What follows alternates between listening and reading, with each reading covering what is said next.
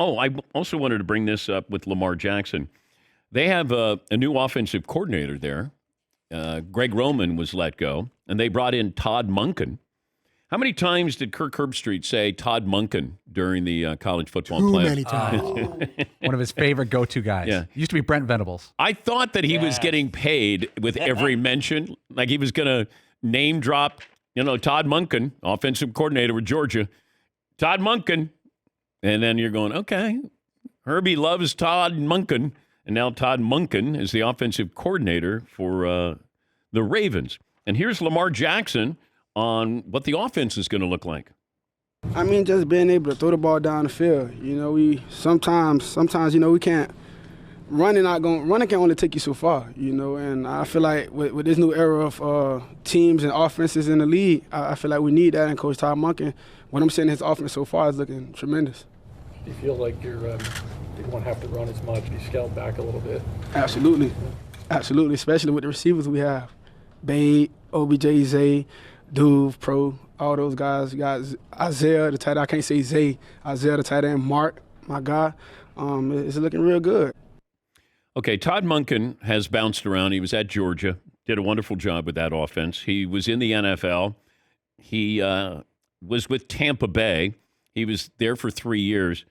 Tampa was a top 5 passing attempts team twice in those 3 years, and that's with Jameis Winston throwing 40 interceptions over that time frame.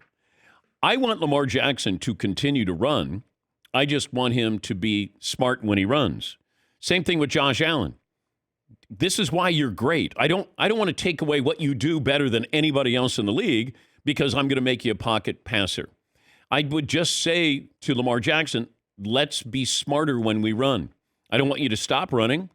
And if they make you, I don't want them to make you one-dimensional. I want you to just be smart. Don't take on contact. Josh Allen takes on contact. Now, we don't criticize his style the way we will when he gets hurt. And then we'll be, wait, why is he running so much? Just be smarter when you run. There's nothing wrong with sliding, getting out of bounds, maybe not getting 2 extra yards. Yeah, Seton. But can you run like Lamar Jackson and do it smartly? I mean, part of his running style is just that explosiveness, right? And some of that comes with a lack of caution. I don't know if he's reckless, though. It feels like Josh Allen is reckless.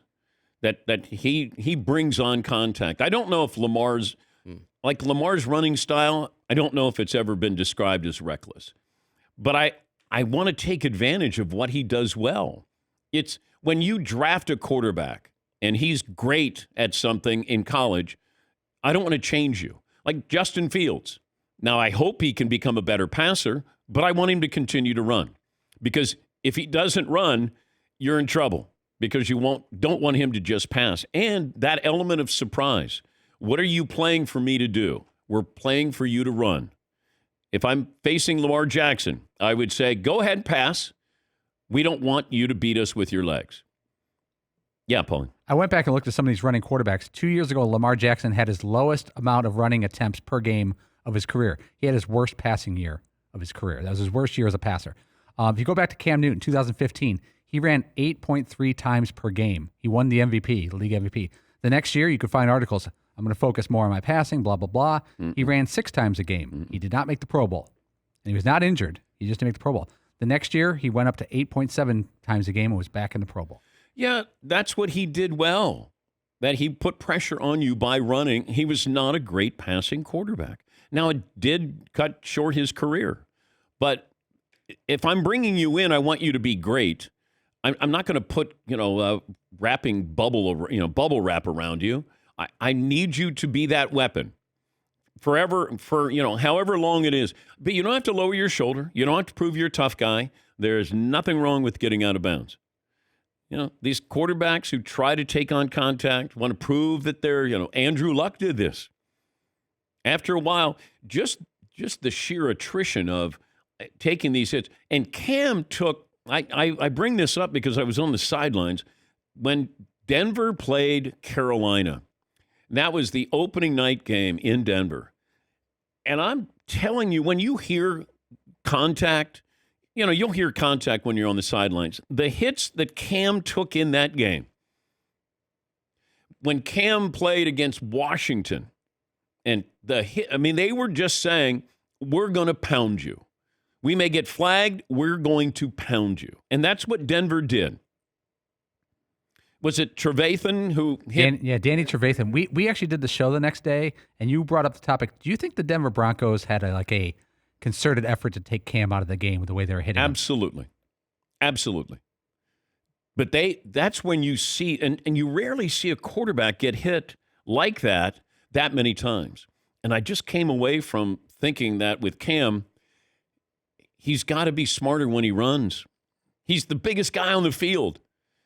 I remember being down there on the field, and all of a sudden, when Carolina came out, you would have thought that it was the Charlotte Hornets. They were so big. You're like, damn.